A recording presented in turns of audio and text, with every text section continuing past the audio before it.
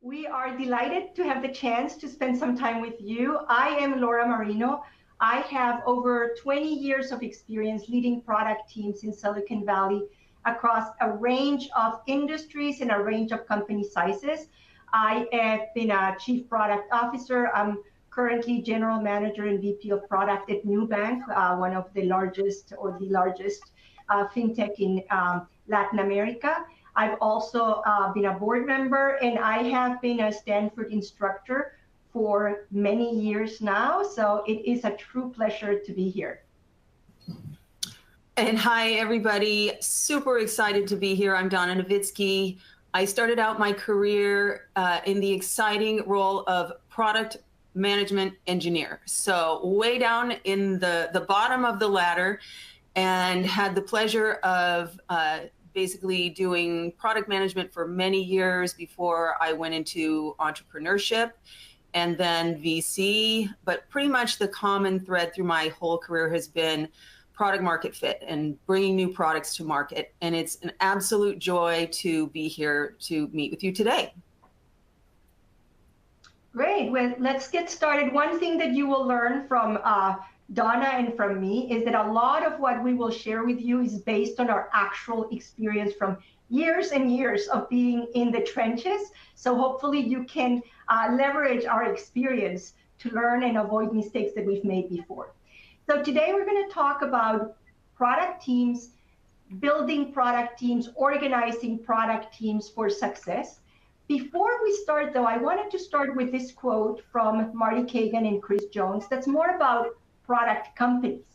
And in strong product companies, the purpose of the product team is to serve customers by creating products that customers love and that also work for the business. So the reality is that there are weak product companies and strong product companies. And typically, in a strong product company, what you have is teams that are empowered. They are assigned problems to solve. They are empowered to come up with the right solution, and they are measured on the outcomes. On the other hand, in the more weaker product companies, typically the product teams are more feature teams. The roadmap is primarily driven by somebody else in the business. And frequently product managers are expected to behave more like project managers, making sure that engineering is delivering to a timeline and outputs. And the biggest indication that you may be in a weak product company is if your engineering team is called IT. So the reality is that there's a range of, in that range, typically the tech native companies are going to be more towards the stronger product companies. And what you will find is that traditional services companies, maybe banks or a traditional commerce company that started as brick and mortar, as they start building products, they will start on that kind of weaker side. As a product leader, you want to start moving your company to a culture where those product teams are more empowered. And part of that is actually building these very strong product teams. So as a product leader, a key responsibility that you have is to build, develop, and retain a strong product team. But what is a product team? So this is where we want to really start. A product team is not a team of product managers. You as the product leader may have as your direct reports a set of product managers, but that's not what we mean with product teams. So the product team is based on the foundation of this product triumvirate. Ideally, you want to have a strong product manager working closely with the designer and the technical lead who will be responsible for the engineering team.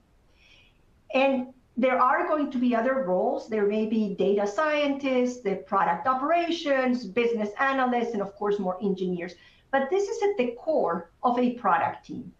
And again, you may not have the engineering team reporting to you. So this technical lead and even potentially the designer may not report to you.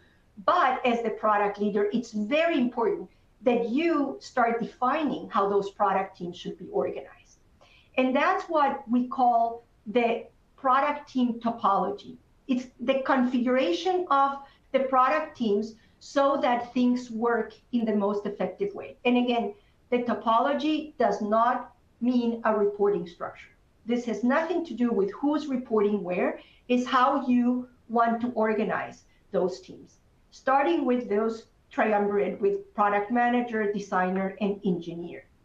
So if you think of a small company, a startup, typically what you will have is one team, one squad, where you have the product manager, maybe you're the product manager. In many cases, the founder is the product manager.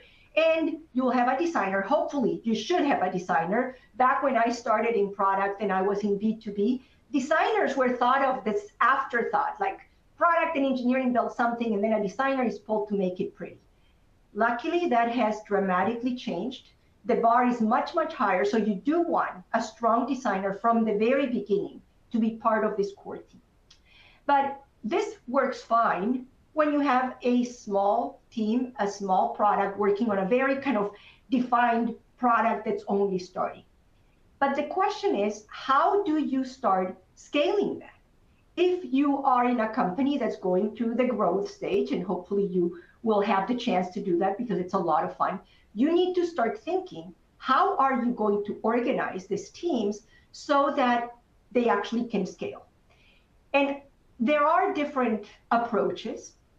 And I've seen different ones because I've been in different companies. In one of the companies that I joined, what I found was that they had what they called temporary project teams. The engineering director had decided that the engineering team was relatively small. He wanted everybody to learn a little bit about every piece of the product. So the way that they were operating was an initiative was defined, a new feature, a new piece of the product. So they would assemble a temporary team. One of the product managers would own that team for a little while. They would deliver, and then for the next initiative, they would kind of change the teams around. I can tell you that's not recommended. What are the issues with this? First of all, you cannot have that doesn't allow the teams to start developing some deeper expertise and understanding of a specific area of the product or a specific customer of the product. It also eliminates the accountability because what happens? There's no feature that's done once you release it, right? So you release a new feature, but you're going to want to iterate and improve on it. And there's going to be bugs. But guess what? If the team that had built that feature is now dispersed in 4 other teams, nobody feels the accountability for really improving that. So I really do not recommend that.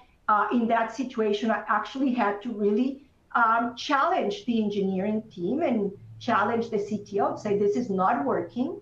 And so we changed it so that we were able to get to a much better situation, which is more like you start organizing multiple squads that will have the product manager, the designer, and each squad has responsibility for a specific area of the product.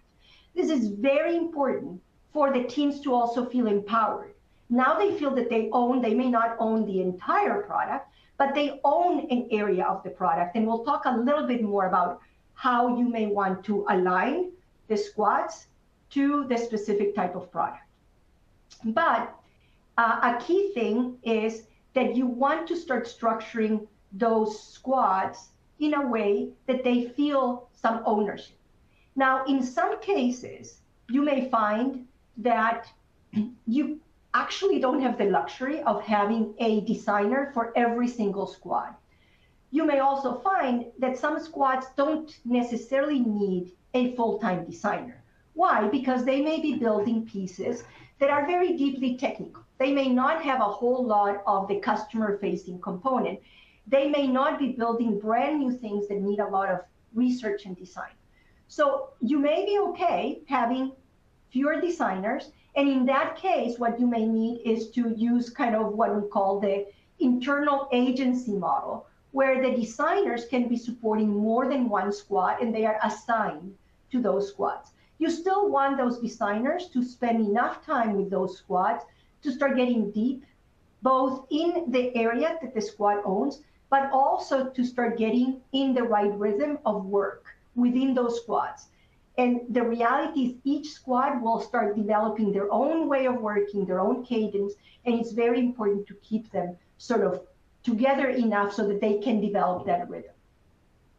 Now, how do you map those squads? As I was saying, you want to have the squads own areas of the product. But when you have a product, and as products grow, they become more and more complex. So you also need to start figuring out how do you think of the product in pieces that make sense to assign to a specific squad. Where are the areas where you're going to find dependencies? And also, where are the areas that you would like a squad to start getting deeper and developing that unique expertise? So there's typically two types of squads or two types of teams. One are the foundation or platform teams. These are teams that are working on very deeply technical pieces.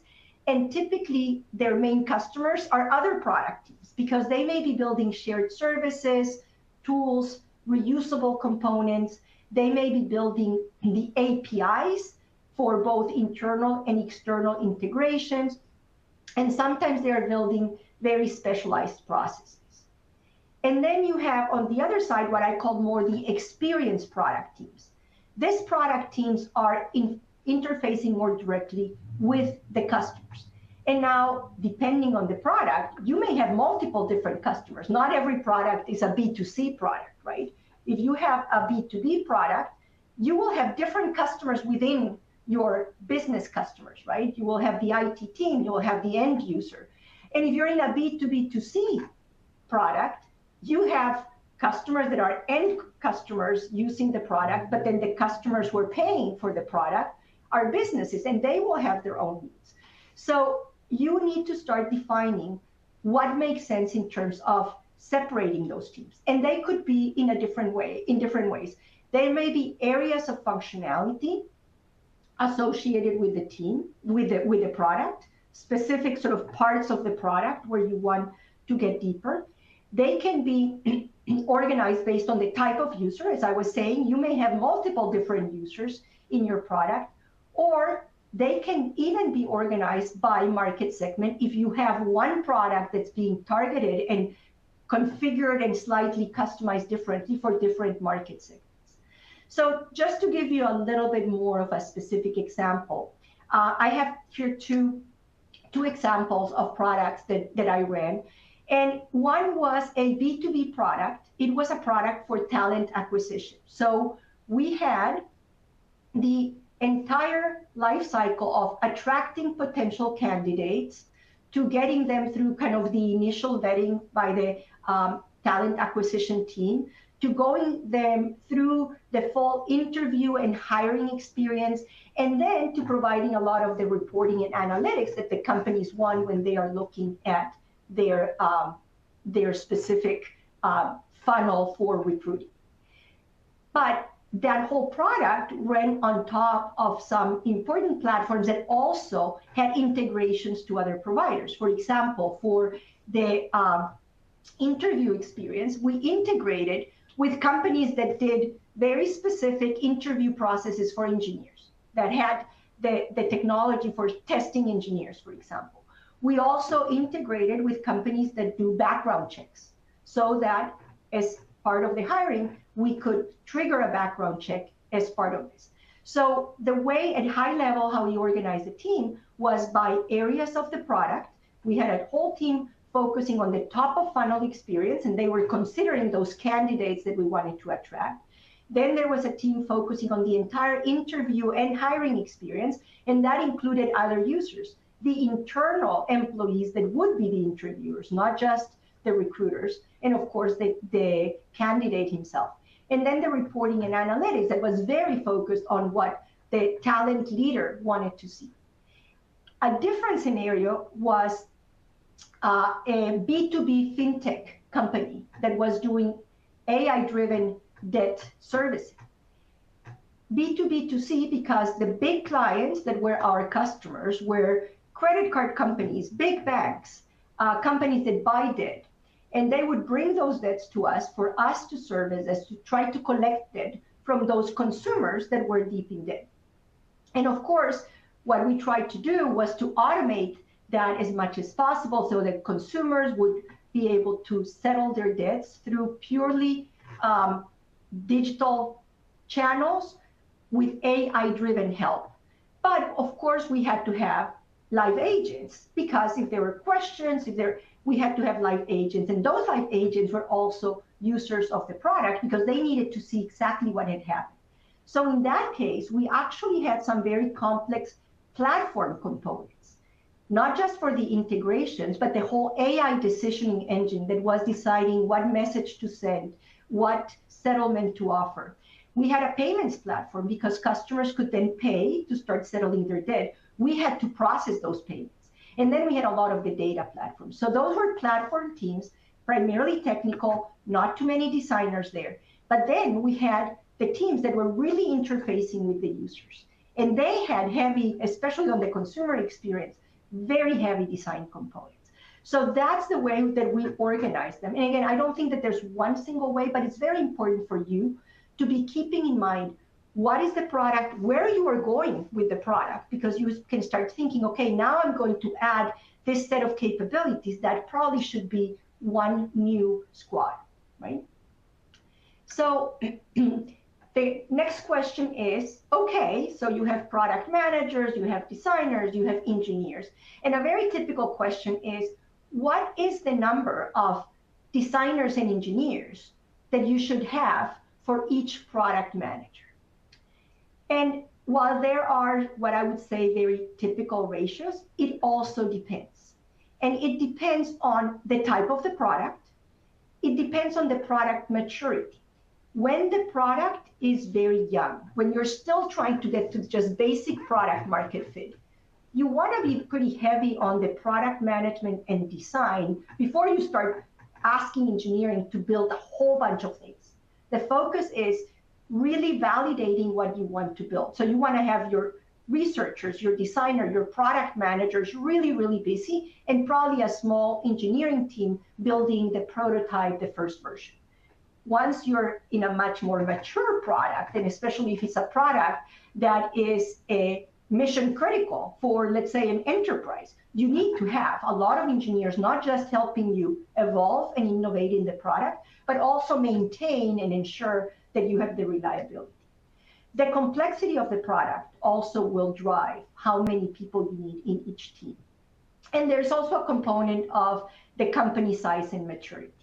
But just to give you some of the examples, the main thing that you want when you're deciding kind of what you need in terms of engineering design, you want to avoid bottlenecks and gaps.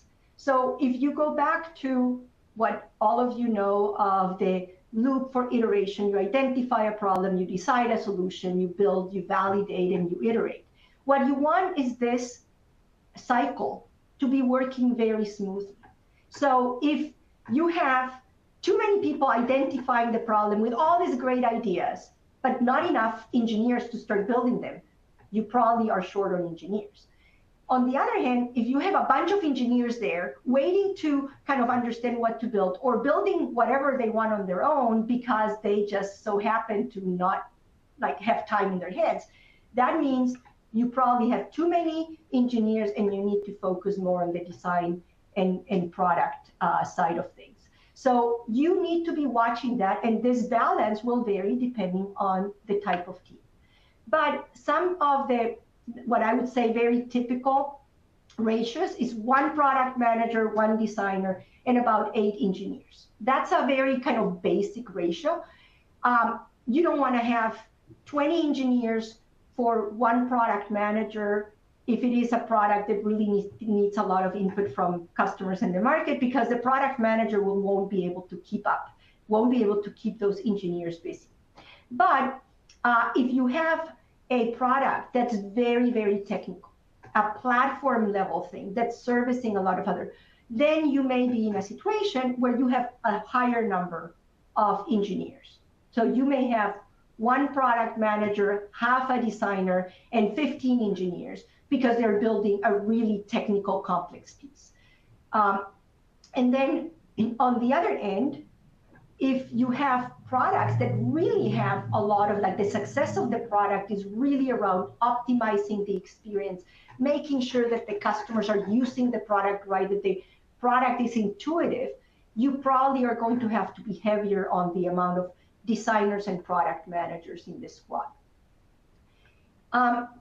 So a couple of considerations when you're thinking about the topology. First and foremost, this has to be designed jointly with your engineering leader. In my experience, it may be the product leader who pushes and explains why. But again, you don't own the engineers in most cases. So you may not be able to say, I dictate that it will work that way. So you really need to partner with your engineering leader to agree and align. The next one is, and this is very important, that's something that I also encountered. Even if you have teams that are working on very technical platform things, even those teams need a product manager. In one of the companies that I joined, I was like, the engineer was like, okay, we have all these engineers working on the product, so you figure out how you want to assign your product managers. And then we have like this 50 engineers, but don't worry about them. They're just working on technical platform stuff. No, you cannot allow that, because at the end of the day, the entire bandwidth of your engineering and product team is the bandwidth that the company has to both build new products, ensure stability, ensure that things are going to scale. And as part of the roadmap that the product leader needs to present, you need to include things like, we're going to be investing in stability, in scalability. Those are part of things that will be very technical. But you as the product leader need to be understanding and surfacing the trade-offs of how much people are you going to put in stability and why versus brand new features. So do not allow engineering to say, oh, there are these teams that are pure engineers, don't worry about that. Then the next thing is, as much as possible, you want each of those squads, each of those teams, to own some meaningful scope so that they can develop this expertise, sense of ownership, and autonomy. Now, you're not going to be able to completely isolate things. There are going to be dependencies, and you want those to be very clear. But as much as possible, you want teams to feel that they own something and that they can push that piece forward. And the scopes of the teams need to be aligned with a strategic direction. This was saying is, you're looking at where the product is going to go, which areas of the product are going to evolve, whether you're going to evolve this into a product suite. You need to be designing the teams to align with that product vision so that you are aligning them and also reducing dependencies. And finally, those dependencies, which will exist on other teams, you have a platform team, you have a more product experience team, there's going to be dependencies. They need to be surfaced and managed, because otherwise your roadmap is not going to work if one team is counting on somebody else's to complete something. So those are very important. And finally, you also need to be aware that this topology that you create will evolve as the company evolves. Nothing is forever. You may end up doing an M&A, or there's a pivot and the direction changes. You need to be willing to change. But as long as you do it in a thoughtful way, you will be able to have productive teams. So the next piece that I'm starting, and then Donna will continue, let's talk a little bit now about hiring product managers. So now that you know that the product team is much more than the product managers, let's now talk about hiring product managers, because it is a really important thing. And product managers really play a key role. You want to hire the right people. So what does that mean to hire the right people? Well, if you ask ChatGPT, what are the skills for, you'll get a laundry list that essentially requires that you find this sort of superhuman superhero that's going to be tough to find. So I think that what I recommend is a more pragmatic approach, where you have to decide for this specific role you're hiring, what things are important and what things are role specific and what things are non-negotiable things that you want in your team. So I think of this as 4 kind of main areas. One is the character of their person. That means, like, do they have work ethic, integrity, humility? Can they work as a team? For me, those things are absolutely non-role specific, but also not negotiable. For my teams, that is a really important thing. The next ones that are the knowledge or domain expertise and the skills, those can be more role specific. So in one of my companies, I actually hired somebody who had the very unusual background for product manager. He had been working for the government for a long time. Then he started getting into product, but I hired him because he was an expert in taxes. And we were in a company where we needed to have an engine to calculate taxes. But he probably would not have scored very well in some of the traditional things for product managers. He really didn't care much about customer experience. He didn't really understand how to work with designers, but that was okay. For that role, what I needed was his experience. For other roles, you really may want to be very focused on, are they good at doing discovery? Do they really have a customer sense? And then I think that there's something that's very interesting. When you talk to people, you also want to look for potential. And that's a hard one to say. And I think that Donna will talk even more about that. Sometimes you find these people who may not have a lot of the experience, may not have domain expertise, but you see that they have a great potential. They have this kind of entrepreneurial mindset, they go-getter. And for some roles, that may be the most important thing, even if you know that you're gonna have to coach them and train them a lot more than otherwise. So you want to be thinking what, for each role that you're hiring, what is more important, and accept that you will have different people, which, by the way, is very important. You do want to have variety in your team. I love this from Bob Sutton from Stanford. Hire people who make you uncomfortable, even those you dislike. It's very dangerous when you start hiring people who are sort of copies of yourself, or those people who really kind of resonate and think the same way that you do. And this is not just my impression. It's been proven that diversity brings more innovation to product teams. And diversity comes in many ways. One is demographic diversity. You want people with different ages, different experience, different gender, different ethnicity. But you also want them with different backgrounds in terms of the educational, the professional background that they bring. Because it's going to give you a breadth of perspectives, and it will allow others to learn from each other, right? And there's nothing better than having sort of a discussion where all of a sudden somebody brings a point of view that's so different, and you're like, oh my God, yes, I had not thought about that. So it's very, very valuable. But you also have to manage, because of course, where there's diversity, there's going to be people who are different, and you will need to be able to make sure that communication flows right, that there's no kind of crisis created in the team. And finally, as I was saying, there's data to support that diversity does result in a very successful combination of teams.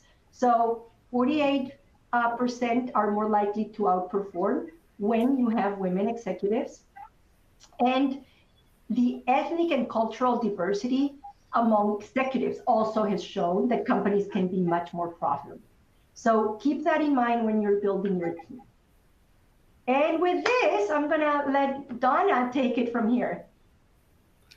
Awesome, thank you, Laura. And so this is a question that I've always wondered. I have, depending how you count them, I've been in 3 or 19 different startups where I was leading various versions of product teams. So do you hire what I think of as a good athlete, someone that's capable of doing a lot of different things, or do you hire for a specific skill set? And as Laura was just saying, it somewhat depends on the type of the organization that you're in.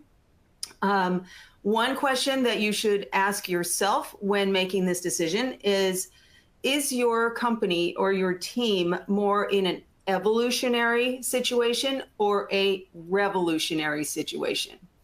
Are you in an existing industry or a new one? Are you doing something better or doing something different? Because the answer to this question depends on which one of those buckets you're in. And it might be different for different parts of your product. So the answer is for companies that are more in an evolutionary mode, you're building better, faster, cheaper products, though there, people with experience in that area can be hugely beneficial. On the other hand, when you're building something that's really innovative, something new, it's more revolutionary, it's more different. In that situation, sometimes I have found this in my career, the experience can actually hold people back because they assume that they know how things are done, and you're doing something very new and different, and you need people that are going to look at it with fresh eyes and not assume that what they've always done in the past is how you're going to do things today. So it's not always clear which ones of these buckets that you're in. Sometimes a very mature industry, say something like CRM or SFA, you think, okay, that's definitely, I should go hire people with experience because that's been done and we're doing it better. But there's so much disruption going on now with things like AI and different ways of doing things. It could be that you need someone with fresh eyes to be thinking about, it's not just the features and functions, but how do we price this, package it, position it, who do we sell it to, how do decisions get made? And that talent, the person that maybe hasn't spent a number of years in the industry is going to be a real asset to you.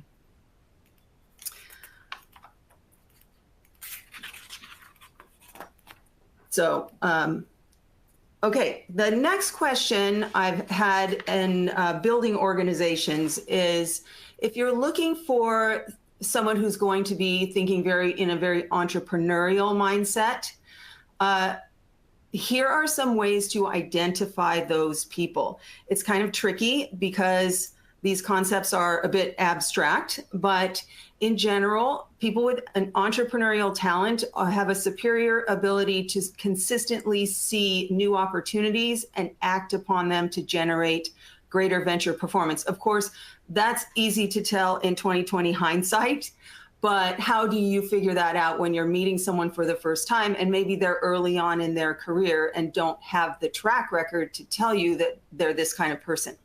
So here are 3 things that you can look for. One is abstract reasoning from first principles.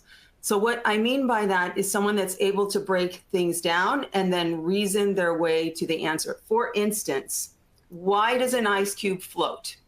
Someone that has the ability to reason from first principles might go through a thought process like, well, ice cubes are less dense, so they float. Well, why are ice cubes less dense? Well, you can tell they're less dense because when you freeze water, it gets bigger, so it's going to be less dense. So what's going on behind that? Well, it's the crystalline structure of the water freezing. There's more space in there. It's going to float. So that kind of thought process is one of the things that you're looking for. Can they break problems down and then rebuild to get back to the answer? Second, you're looking for people who can synthesize very different ideas and take things from their past and draw conclusions from that that you might be able to apply to a brand new industry or a different situation. A lot like consultants do. So you hire McKinsey consultants or Bain consultants to come in. They're going to apply things that they've learned in different industries to new industries. That's what we mean here. And then the third thing to look for is this divergent thinking. It's people who are very curious and they want to test things in different ways. So they will ask a lot of questions. They will observe people using the application and they will experiment with things to find new paths. So those are some things if you're looking for entrepreneurial talent and how you can find that. So, okay, now how do you attract these high performers to your teams? Product management, product leadership is really complex. I don't need to tell you that. There's a lot of moving parts. You need people who are really smart and have amazing skill sets at dealing with different people, different types of people, all kinds of different aspects of their job. So how do you find these high performers?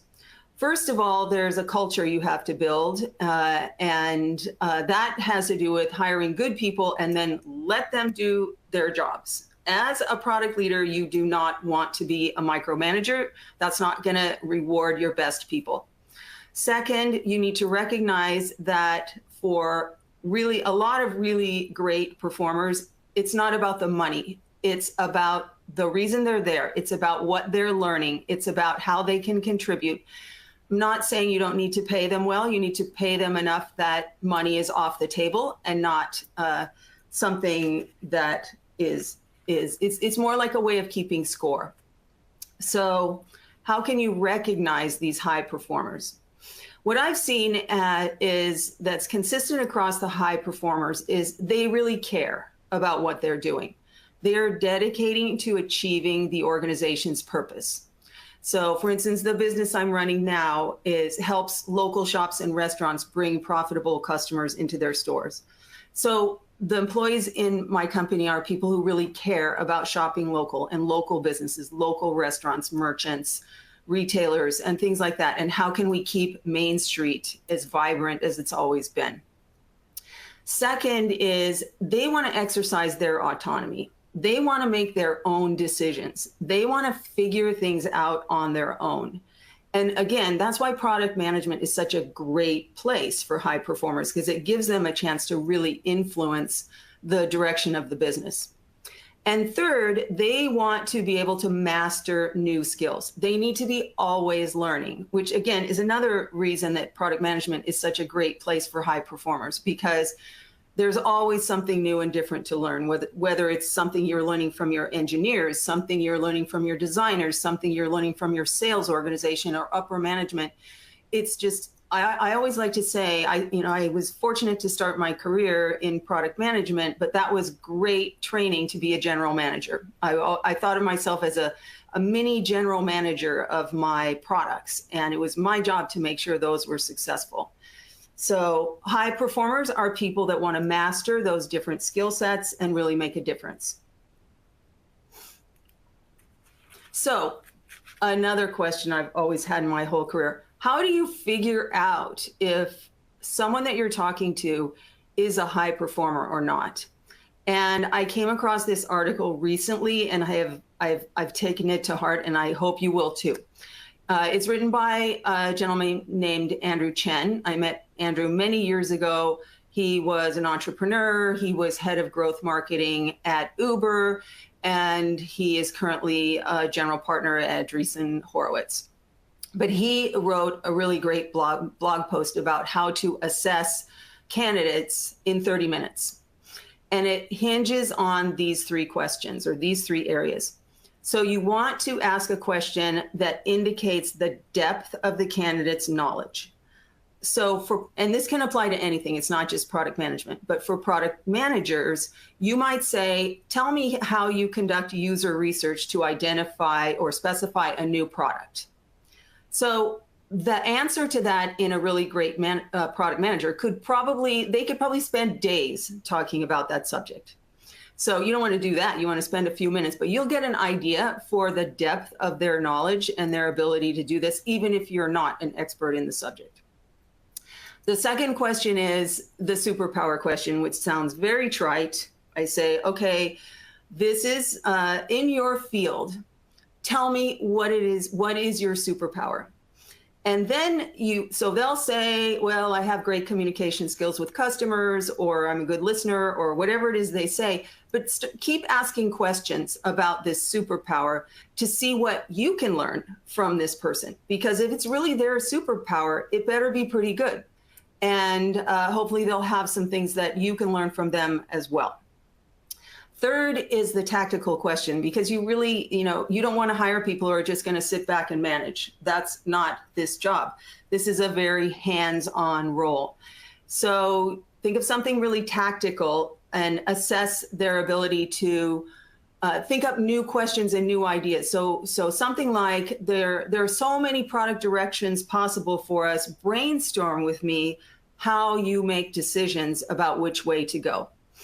And you want to see if this person we call it generative problem solving. So can they hear from your brainstorm, maybe ask a question and generate new ideas as you go. So those are the three characteristics, in addition to the usual stuff: skills, cultural fit, always reference checks, preferably blind ones. But hopefully that's useful for you, as it has been for me.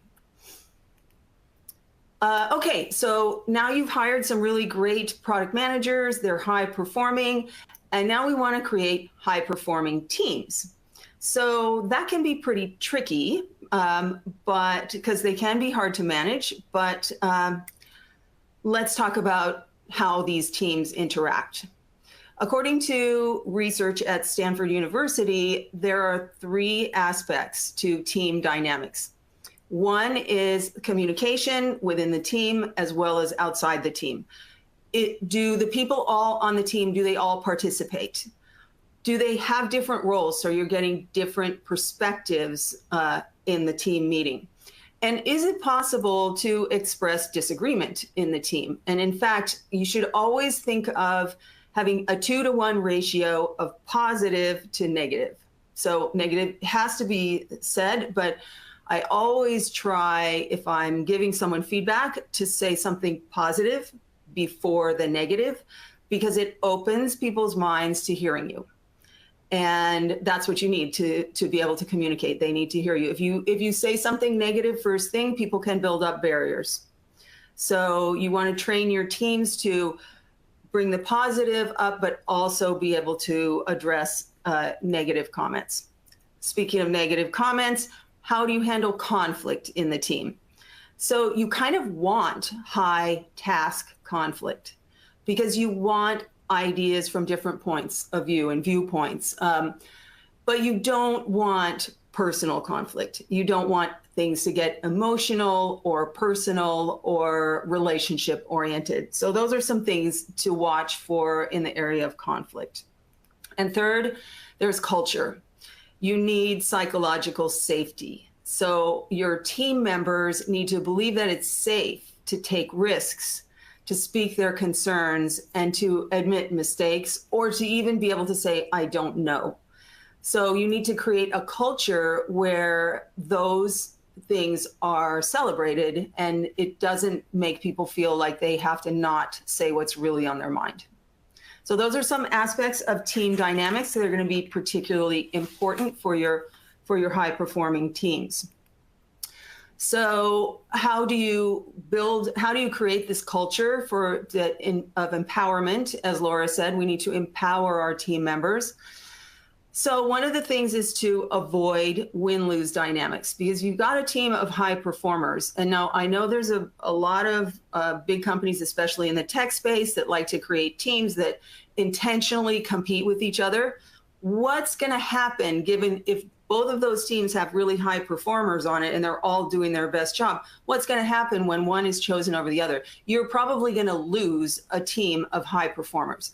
That is not the ideal situation. They're really hard to find. So look for ways to create complementary projects and products and product teams to avoid those win-lose dynamics. Second, ensure that rewards match the value creation. So you should always look for ways that you can provide variable compensation, whether it is with stock options, with bonus programs, with commissions, because high performers, again, money is not the reason they're doing what they do. They do it out of their intrinsic personality and who they are, but they do need to feel like they're being well paid for their contribution and that it's fair. The third bullet is one of my favorites. And this is sometimes in bigger companies, what they have is the pay chart, where people will go to this pay chart and they'll say, well, this employee has been with the company for this many years or has this many years of experience and this degree, therefore their pay structure is in this box. That can be extremely demotivating to your high performers. So while I'm not saying that you need to throw out all the rules that HR has, but you need to be able to work with this. Maybe there's a way to provide a bonus structure or some other way to recognize those high performing employees. One of the reasons I left the first company I was in after graduating business school was I had this really high performing employee. He had an offer from another company. I went to HR and said, this guy's amazing. We need to keep him. and they pulled out the chart and they said, well, this is all we can pay him. And so I lost the employee. And I just recognized at that point, this is not the right place for me anymore. If this is how we look at things, if this is how we think about our valued employees. So last but not least is get rid of performers who don't carry their weight. Performers who don't pull their weight pull the whole team down. I'm sure you all know that. So that's something that you need to really keep an eye out for. Sometimes your high performers will actually even say something about, this person over here, I'm concerned. And maybe you can help that person pull their weight in the company, or maybe it just is that they need to go. But you cannot tolerate them being part of your team. Okay, so we've hired amazing high performer product managers. We've built a great culture. We've figured out how to motivate and reward them. Now, that's not enough, because as a product manager, you have to pretty much manage the whole rest of the organization to get them on board with the direction and to make sure you're on board with the right direction that the company's going, and to get them on board, get the rest of the company on board with the directions you're going. So Laura mentioned this aspect of a product culture. What is a product culture? A product culture is a mindset. It combines agile development with design thinking, with customer centricity. It takes input from many, many different places to create products that customers love.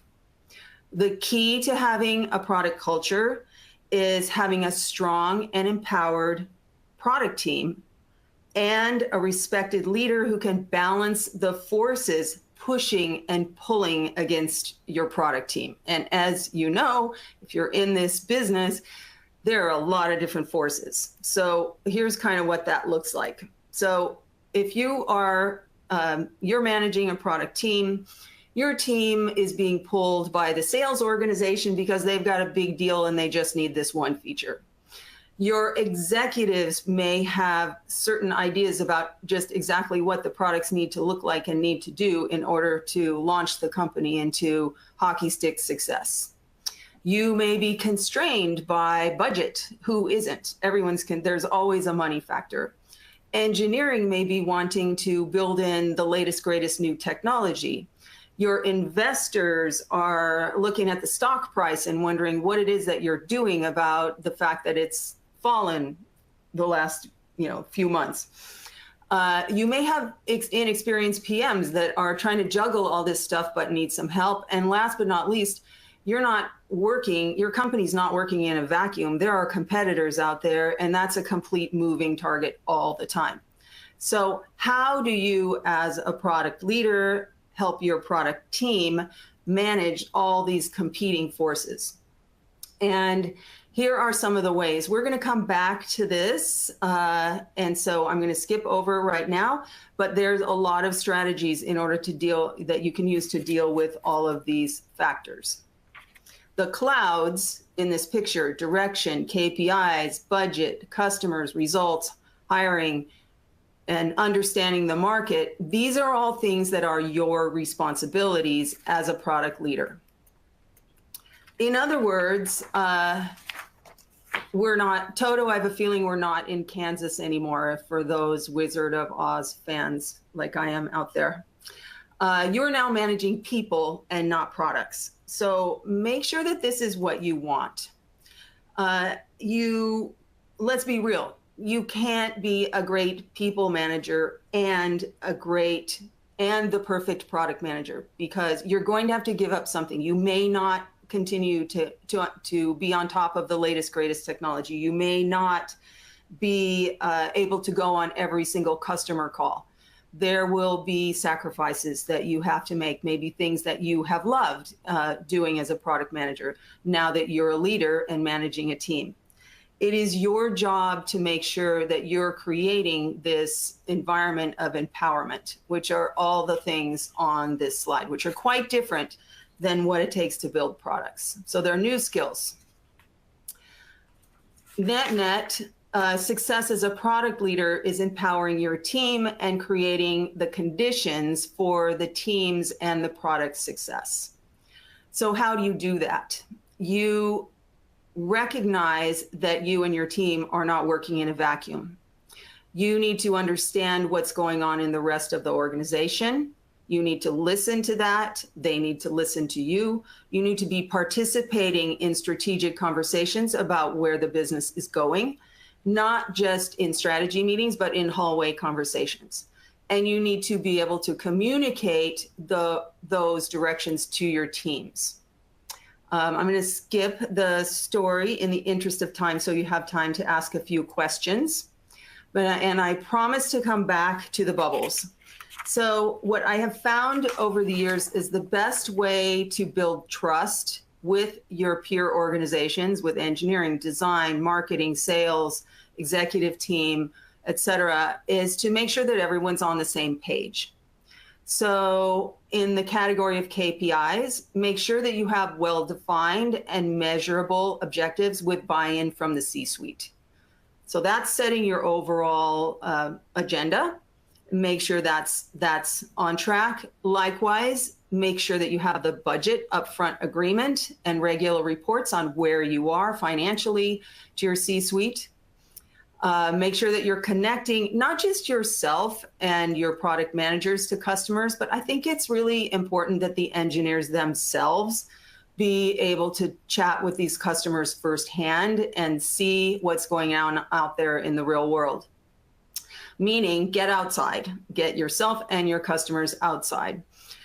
Finally, make sure you're hiring the very best product managers and product team and then you have to trust them and empower them to do their job.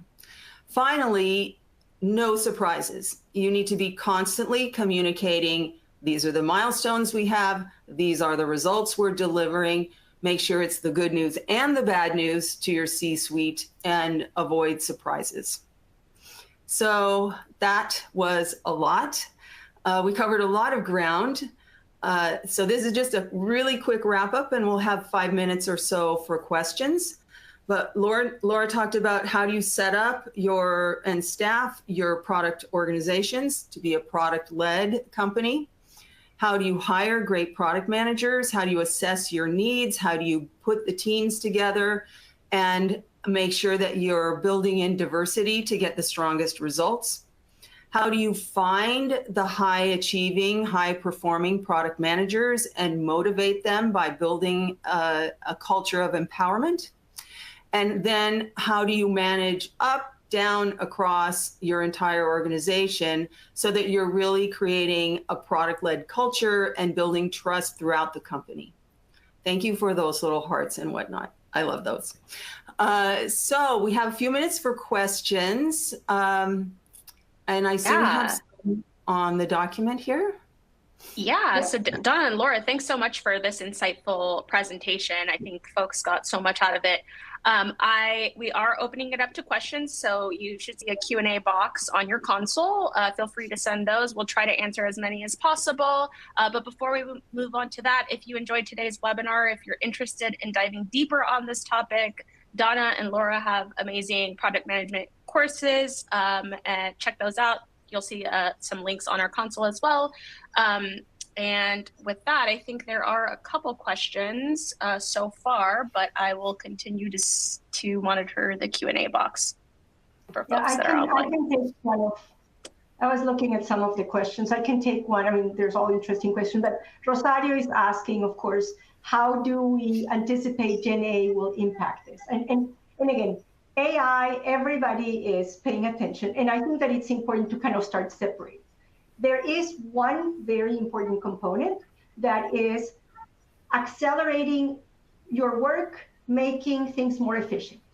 And if you use any of the tools that product managers use, and whether it's Figma or some of the other ones, you'll see that AI is being incorporated in those products to make product managers, designers faster, more efficient. So I would say absolutely start looking at how you can use AI, ChatGPT to accelerate your design, your discovery, and so on. So using Gen AI as a tool to make you more efficient. That is one aspect that I think is already making a lot of difference for teams. The other aspect is, how do you envision AI improving the product that you're creating for your customers? And that one needs a little bit more attention, because there is, of course, a hype of AI. But AI doesn't necessarily fit into every single thing that you're doing for your customer. So I would say you need to start really understanding that. Again, a lot of AI starts with, do you have data that can be used to make your product smarter, more intuitive, more insightful for your customers? And I would say that from that perspective, what I think may change or is starting to change in terms of the product teams and so on, is you need to start bringing the data sciences closer. Building AI native products is somewhat different than the traditional way you build products. And it requires that your product managers start working early on with the data scientists to start even establishing what is possible.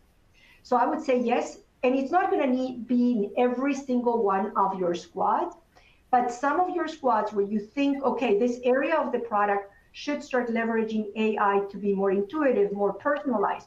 I think you need to start bringing into that team data scientists to work with your product manager, your designer, so that we can start looking at what's even possible with AI. Okay, I would love to take this one. Someone, unfortunately, we don't have their name, but thank you for this question. They said, actually, I think everyone who's ever been a product manager has this problem. Too many ideas, not enough engineers, right?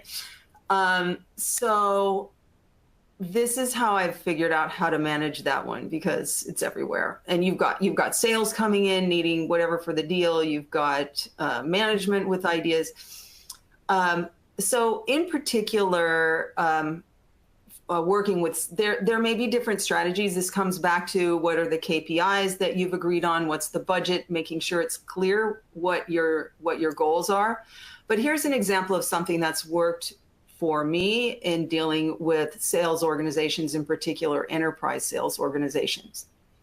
And I got this from Jeffrey Moore of Crossing the Chasm. So the idea is you need to figure out exactly who your target customer is. Who are we going after with this product? And you need to communicate that to your sales organization. Say, this is the target customer. This is who you should be selling to. And by the way, this is a do not lose situation. We as the product organization are going to bend over backwards to help you win these deals in this target segment. It's a no lose situation. So we will do what we need to do as a company and as a product organization to help you win in this particular area. Now, if you come to us with requests for other products, other customers, other parts of the equation, we are not going to do anything special for those. So if you can get a deal without the special work, fine, get the deal. But assume that there's not going to, don't even ask me for any kind of special engineering work for things that are not in our target segment. When you're really clear about that to the sales organization, it becomes a lot easier to balance the requests that are coming in. You'll help them focus on the things where they're going to win the business. So that's just one idea. I'm sure Laura has lots of other ways that she's figured out how to juggle this one. Well, I think, Annette, we're getting to the top of the hour. There was one question that hit me very close to my heart about in B2B2C company, when you have sales pushing very much in one direction, how do you bring the C part, the consumer part? I had exactly that same situation. So if you're in a B2B2C company, the product team needs to be the one representing the consumer, because sales is going to be representing the business customer. So you need to be the one showing that, okay, there are needs that the consumer has. And the way to convince the rest of the company that those need to be prioritized is that typically a B2B2C product will not succeed if the consumers are not engaged with the product and doing what they need. So at the end of the day, your business clients, who are the ones who are paying, will not be happy with the outcome if you're not paying enough attention to the consumer. But it is true. You will have a sales team pushing. You as the product team need to be the voice of those consumers who are not represented in that executive team. So this has been super fun. Thanks everyone for being here. Yeah, absolutely. And thank you, Donna and Laura, for this amazing presentation and taking time to answer some questions. We are unfortunately out of time for today. However, to everyone in the audience with us, this recording to this session will be sent out to you within a week. So look out for that. Have a great rest of your day. And thanks so much for joining us today. Thank you for joining.